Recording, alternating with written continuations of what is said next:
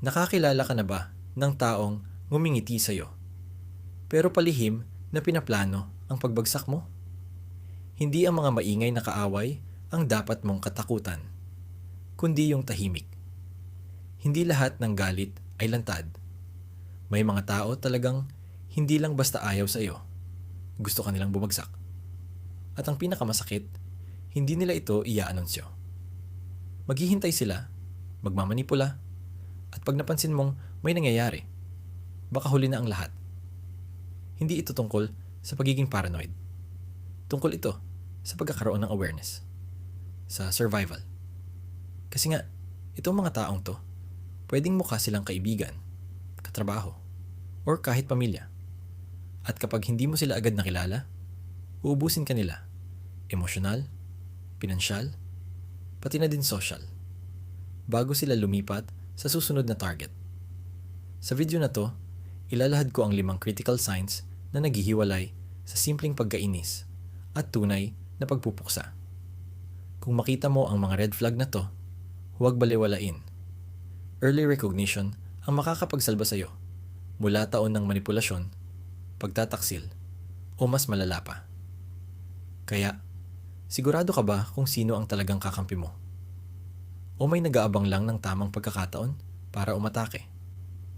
Bago tayo magsimula, kung seryoso ka sa pagmaster ng Stoic Wisdom para protektahan ang sarili mo at bumuo ng matatag na resilience, pindutin na ang subscribe at i-turn on ang notifications. Dahil ang kaalaman, hindi lang lakas. Protection din yan. Sige, simulan na natin. 1. Ang tahimik na tagamasid. May dahilan kung bakit hindi ang mga nag-a-announce ng sarili nila ang pinakadelikadong banta. Ang predator na umuungol bago umatake ay bibigyan ng pagkakataong tumakas ang biktima. Pero yung pinakamapanganib, nag-aantay lang sila. Nagmamatiyag, naghahalo sa background hanggang dumating ang tamang oras.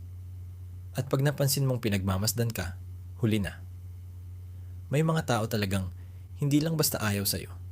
Gusto ka nilang ipa-flop. Pero hindi sila tulad ng kaaway na halatang galit.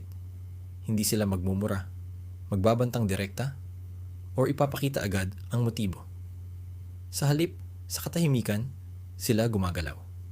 Ang tawag ko sa kanila, ang tahimik na tagamasid.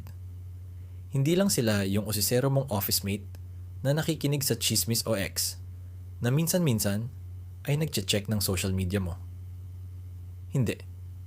Isa silang tao na sinisiyasat ka ng may precision. Tinutunto ng kilos mo, hindi dahil sa curiosity, pero may intention talaga. Ang pinaka nakakatakot, halos hindi mo mapapansin. Kasi hindi nila goal ang away. Ang habol nila ay makapasok ng palihim. Baka naka-encounter ka na ng ganito. Di mo lang namalayan. May nabanggit bang lugar sa'yo ang isang tao na hindi mo naman sinabi sa kanya? May taong lagi mong naririnig o nakikita. Parang laging nandyan sa oras na nandoon ka rin. Sa una, parang coincidence lang. Deadma ka pa.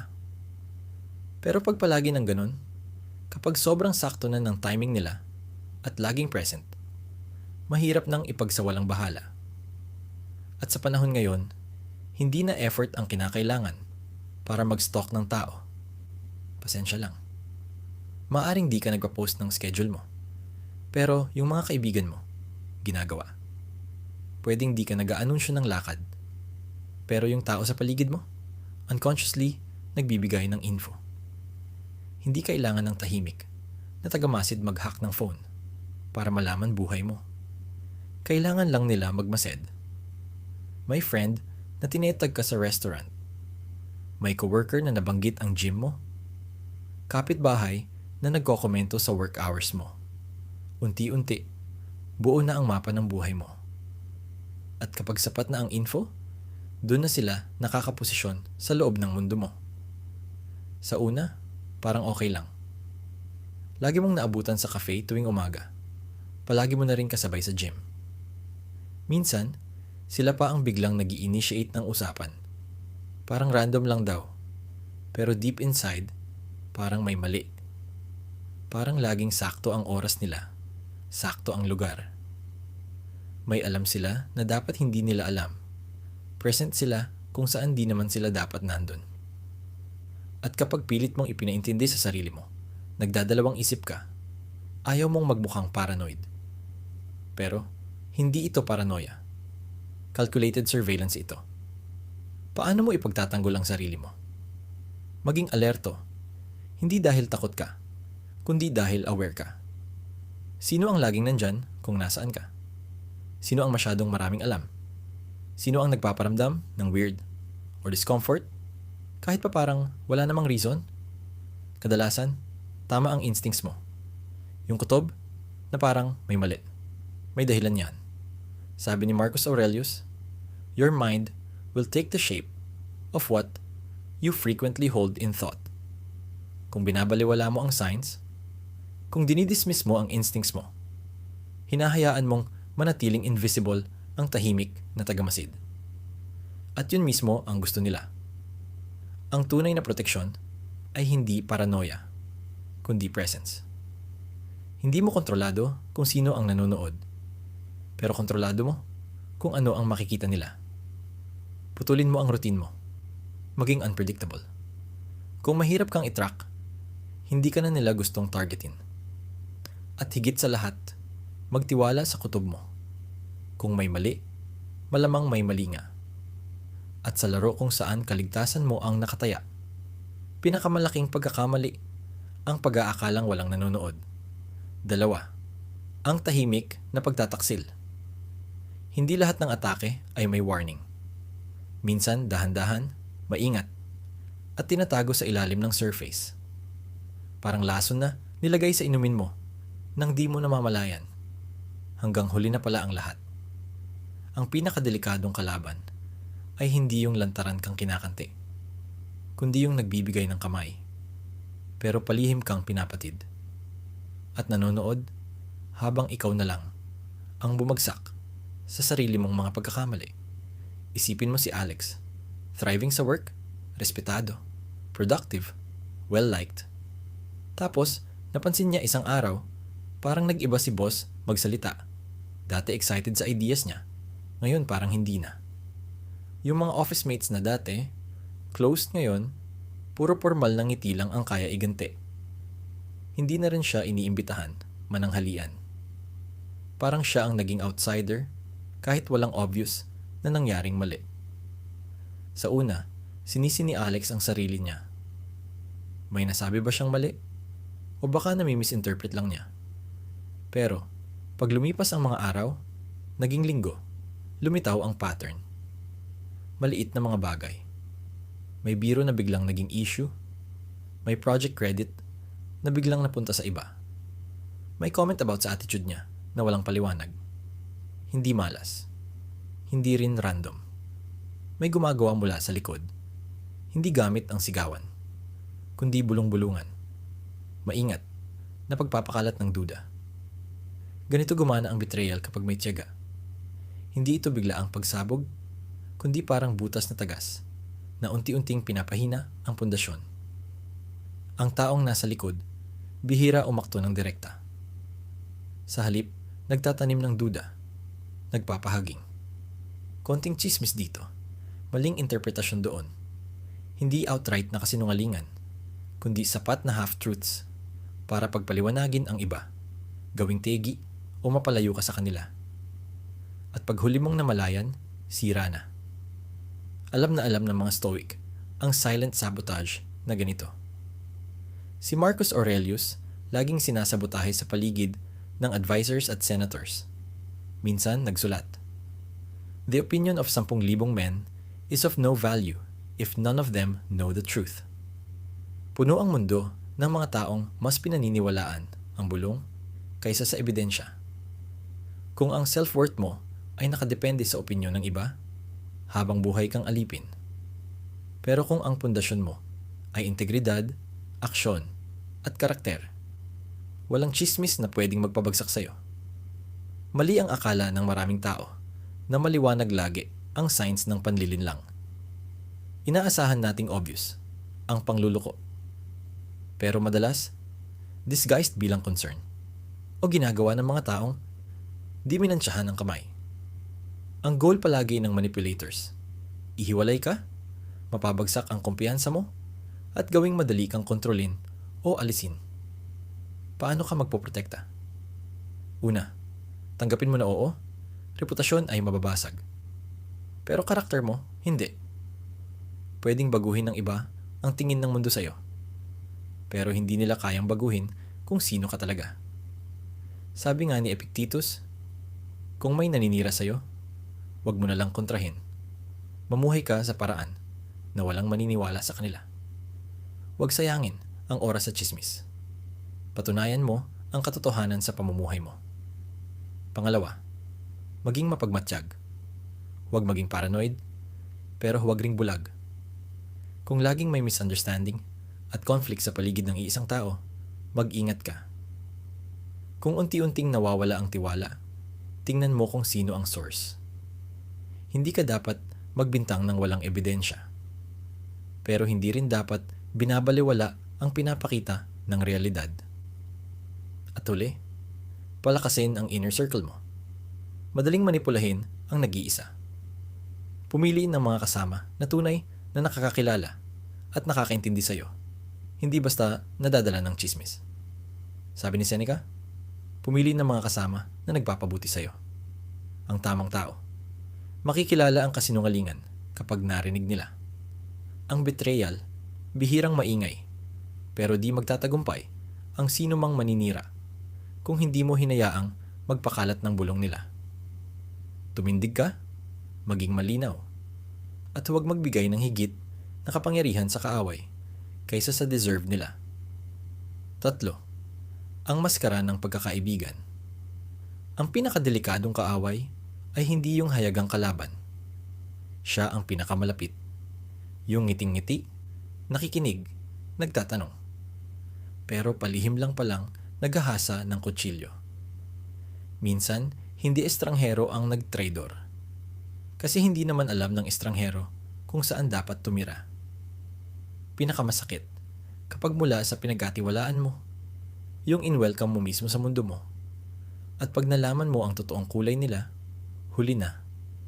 Masyado mo na silang napaabot sa loob na kayang-kaya kanilang buwagin. Isipin mo si Adam, isang lalaking maingat sa pagtitiwala. Successful, respetado, at binuo ang buhay sa matibay at tunay na relasyon. Hindi siya bulag sa kasamaan ng mundo. Pero nung nagtayo siya ng bagong negosyo, nakilala niya si Eric. Charismatic, supportive, na tila kaibigan sa simula. Hindi lang basta helpful si Eric. Lagi siyang available, laging interesado, laging gusto pang malaman. Paulit-ulit niya pinupuri ang vision ni Adam. Pinoprotektahan ang ideas nito. Kaya mabilis na naging confident ni Adam si Eric. Di nagtagal, hindi lang sila magka-business. Naging magkaibigan na rin. Alam ni Eric ang mga pangarap ni Adam, frustrations, pati mga hindi niya sinasabi kahit kanino. Naging malapit siya sa pamilya ni Adam. Naging regular na bisita, gumanap ng role ng tunay na kaibigan. Tapos doon na nagsimula ang bitak. Biglang nagkaletse ang mga business deals ni Adam. Tapos si Eric pala ang sumalo at naging panalo sa mga project na yon mismo. Ang mga sikreto ni Adam na ibinahagi niya ng palihim ay bigla na lang naging usap-usapan. Naririnig niyang binubulong pabalik sa kanya sa mga binagong anyo na nagpapalabas na siya ay hindi mapagkakatiwalaan o parang praning. Pero ang pinakamasakit ay ang gaslighting. Nang harapin ni Adam si Eric, nasagot lang siya ng pabirong pagwawalang bahala. Masyado mong iniisip, baka nagkamali ka lang ng intindi. Di ko gagawin yun sa'yo.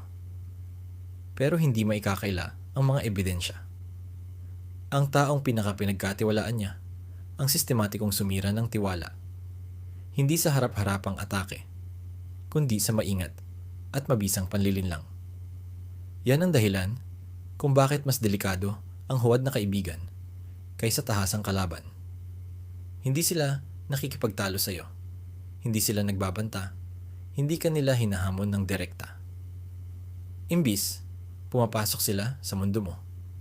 Pinapababa ang depensa mo gamit ang kabaitan. Pinapaniwala kang sila ang pinakamalakas mong kakampi. Pero kapag nakuha na nila ang access sa mga sikreto mo, nakasanayan mo, at kahinaan mo, ginagawa nilang sandata ang tiwala mo. Isang stoic ang magpapayo na huwag basta-basta magtitiwala. Hindi dahil sa pagiging mapagduda, kundi dahil sa tunay na pangunawa sa likas na ugali ng tao. Si Marcus Aurelius mismo ang nagsabi, madalas, yung pinakamadali, magpakita ng katapatan, ang siyang pinakamalamang na magtataksil. Ang totoong kaibigan, kinikita ang tiwala sa gawa, hindi sa salita, dahan-dahan, sa paglipas ng panahon. Pero, ang huwad na kaibigan, minamadali ang proseso. Binabasag ang depensa mo bago mo pa maisip na kailangan mo pala ito. Isipin mo ang mga tao sa paligid mo. Meron bang biglang nagpakita ng kakaibang interes sa'yo? Mula sa kakilala, biglang naging masugid na kumpidante. Gustong malaman lahat. Saan ka pumupunta? Sino kasama mo? Ano mga pinakainiingatan mong sikreto? Nagpapanggap na sila, ang pinakamasigasig mong taga-suporta. Pero minsan, sila pa ang siyang nagpapalaki ng duda at takot mo. Tunay na kaibigan, gusto ang ikabubuti mo. Peke, access lang ang gusto. At kapag napunta sa maling tao ang access, na yan delikado. Maraming pagtataksil sa kasaysayan ang nangyari sa ganitong paraan. Si Julius Caesar, hindi inakala na si Brutus, na matalik niyang kaalyado, ang kasama sa mga pumatay sa kanya. Sabi nga ni Seneca, madalas mas dapat matakot ang isang yumayaman o umuunlad, hindi sa kaaway, kundi sa kaibigan. Kapag may mahalaga kang pagmamayari, tagumpay, kapanatagan ng isip, katatagan, lagit-laging may susubok kunin yon. At ang pinakamadaling paraan, hindi puwersa, kundi panlilin lang. Paano mo poprotektahan sarili mo? Unang hakbang, pagiging mapanuri. Pansinin mo kapag may biglang nagbago sa pakikitungo sa'yo. Kung mayroong masyadong eager maging close sa'yo o masyadong interesado malaman lahat ng iniisip mo, tanungin mo sarili mo, bakit? Real friendship takes time. Ang fake friend, minamadali kasi gusto lang niya ng control, hindi ng tunay na koneksyon. Pangalawa, pasensya. Totoong pagkakaibigan, natural na binubuo. Pero ang manipulative person, minamadali ang proseso. Kung parang napakabilis ng closeness, ungatan mo, baka nga, totoo yon. Pangatlo, protect your inner world. Hindi lahat deserve malaman ang plano mo, takot mo, kahinaan mo. Magandang paalala ni Epictetus, the more you reveal of yourself, the more you give others the power to use it against you. Piliin mabuti. Dahil madalas, hindi mula sa labas ang tunay na panganib, kundi mula sa iyong pinakamalapit, yung pwedeng bumulong sa iyo habang may hawak na kutsilyo sa likod. Maging mabait, pero huwag bulag. Maging open, pero may limitasyon. At higit sa lahat, huwag ipagkamali ang mabilisang closeness sa tunay na pagkakaibigan. Panahon ang nagsasala ng intensyon. Hayaan mong panahon ang lumantad ng tunay na motibo. Kung valuable para sa iyo itong insights, mag-comment ng yes sa baba. Gusto kong marinig ang mga saloobin mo. 4. Ang dahan-dahang atake. Walang basta-basta bumabagsak sa kaguluhan ng walang babala. Bago bumagyo, namumuo muna ang alinsangan. Nangingitim ang langit. Sumasama ang hangin. Laging may senyalis ang kalikasan. Ganon din ang tao. Kapag may taong may masamang balak, bihirang biglaan silang kumilos. Sinusubukan muna nila. Unti-unting itinataas ang antas. Pinagmamasdan kung hanggang saan nila kayang isulong. Bago tuluyang ilantad ang tunay na intensyon. Kapag pinalampas mo ang senyales, baka mahuli na ang lahat bago mo pa mapansin. Isipin si Lee Harvey Oswald ang pumatay kay John F. Kennedy. Hindi siya basta nagising at nagdesisyong patayin ang isang presidente. Ang pagbulusok niya sa karahasan ay hindi biglaan. Matagal na nabubuo. Lumaki siyang agresibo, suwail, obsesyonado sa mga ideolohiya. Tumakas siya papuntang Soviet Union. Bumalik sa Amerika na punong-puno ng hinanakit at pagkakahiwalay. Bago pa si Kennedy, sinubukan na niyang patayin si Edwin Walker, isang retiradong general na kaaway niya, na hindi nagtagumpay. Pero dapat, sana'y naging warning sign na. Sinubukan niya muna ang sarili niyang kakayahan. Pinino ang plano at tahimik na nag-escalate. Pagdating ng panahon, matagal na palang nakaset ang landas niya tungo sa karahasan. Ganito gumagana ang escalation. Hindi ito biglang marahas. Magsisimula sa biro. May konting kabangis, pero pwedeng palampasin. Susunod, maliliit na paglabag. Tumatayo masyadong malapit, parang aksidenteng nadidiin. Binabara ka sa usapan. Sunod, nagiging pasaring. Jokes na parang may banta. Mga salitang nag-uudyok ng kaba, pero laging may lusot. At sa bawat hakbang, nagmamasid sila. Kapag natawa ka, mas lalo pa silang bumabastos. Kapag tahimik ka, akala nila okay lang. Lahat ng kilos test, tinitignan hanggang saan sila pwede. Napakaraming ganyang kwento sa kasaysayan. Si Mark David Chapman, pumatay kay John Lennon. Hindi rin basta nagising at bumaril. Ilang buwan siyang nagmamasid, nag-aabang sa Dakota Building, sinusubukan ang presence niya, inaaral ang reactions ng iba. Kinuha pa niya ang autograph ni Lennon ilang oras bago niya barilin, nakatabi pa siya, parang ordinaryong fan. May mga sinyalis na, kakaibang biro, kakaiba ang kilos. Pero dahil mukhang harmless, binaliwala. Itinuturo ng Stoicism.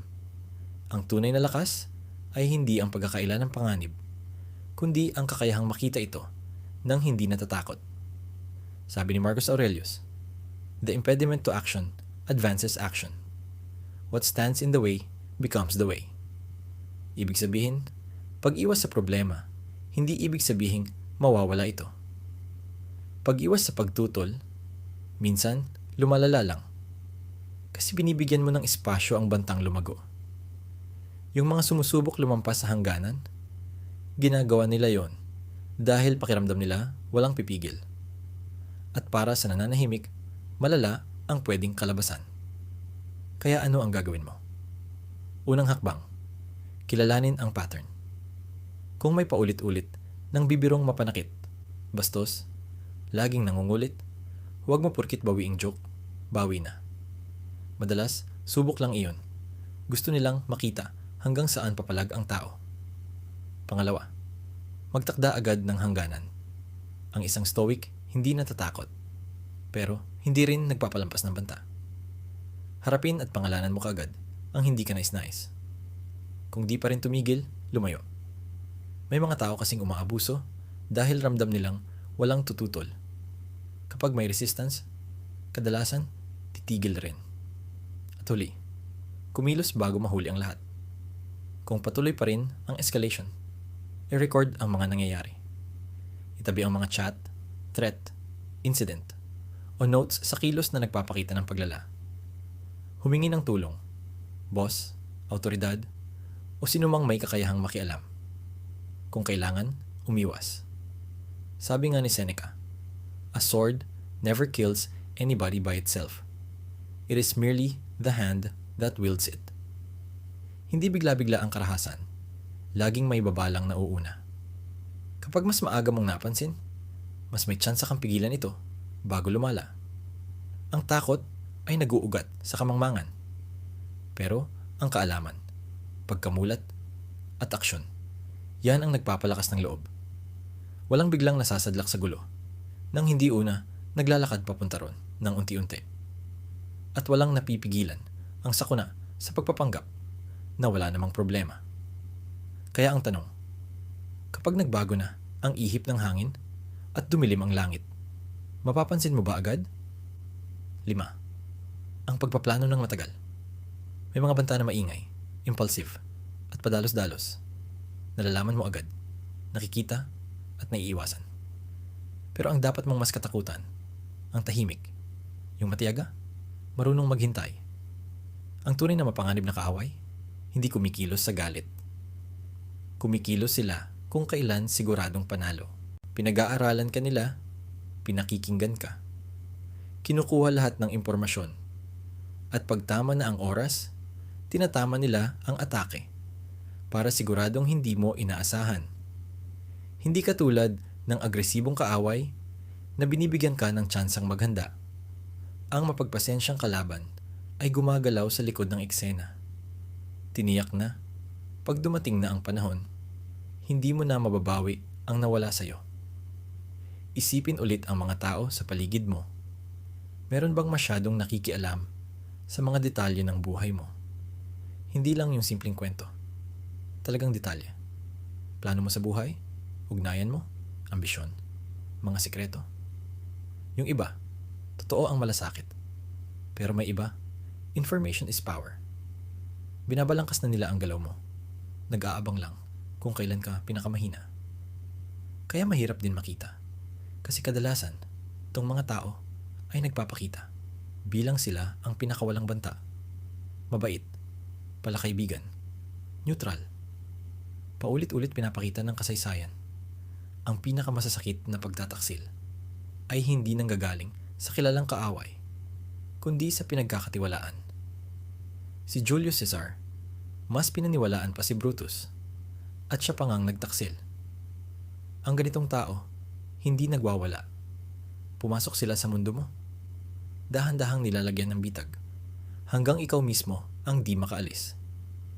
Kaya mahirap matukoy ang pasensyosong kalaban. Hindi sila nangaaway. Hindi sila nagpapakita ng inggit. Hindi sila nagpapakita ng sama ng loob. Sa halip sinusuportahan ka nila. Hinikayat ka. Ipinapakita nila na maasahan mo sila. Pinararamdam nilang ligtas ka. Kinokolekta nila ang mga detalye tungkol sa buhay mo, mga kahinaan mo, mga pagsubok mo. Hindi dahil sa pagkakaibigan, kundi bilang paghahanda. At kapag dumating ang pagkakataon, kumikilos sila sa paraang siguradong hindi ka na makakabawi. Maaring isang employer mo na kunwari ay pinapahalagahan ang kontribusyon mo. Pero dahan-dahan kang itinutulak palabas. Pwede ring business partner mo na laging sumasang-ayon sa mga desisyon mo. Pero tinutulungan kang mapahamak kapag pinakamahina ka na.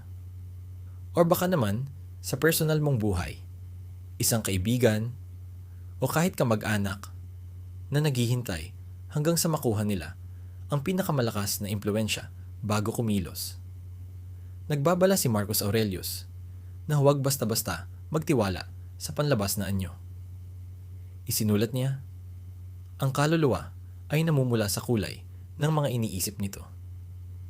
Alam ito ng mapagpasensyang kalaban, nilalagay nila ang tunay nilang ugali sa likod ng mga pakitang tao.